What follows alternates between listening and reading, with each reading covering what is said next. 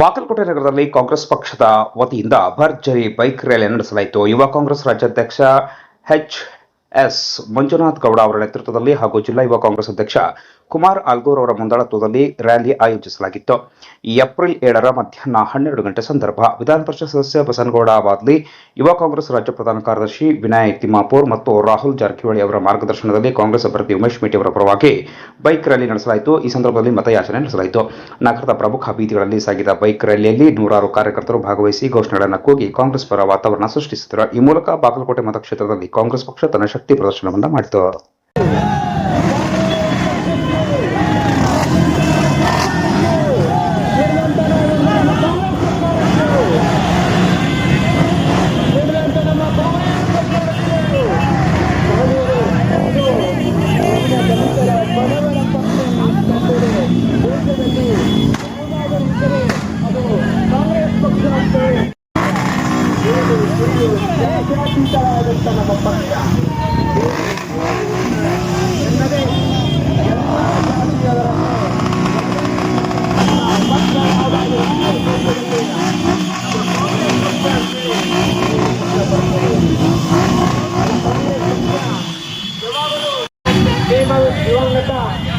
ನೀತಿಯವರು ಬಡವರಿಗೆ, ದೀನದಲಿತರಿಗೆ ಸರ್ಕಾರಿ ಮೆಡಿಕಲ್ ಕಾಲೇಜನ್ನ ಇನ್ನು ಬಾಗಲಕೋಟೆಗೆ ಜಾರಿಗೊಳಿಸಿದ್ದಾರೆ ಅಂದರೆ ಅವರ ಹೆಸರು ನಮಗೆ ಅಜರಾಮರ ಎಂದು ನಾನು ಮುಗಿಲು ಮುಟ್ಟುವವರೆಗೂ ಹೇಳುತ್ತೇನೆ. ಮಹನೀಯರೇ,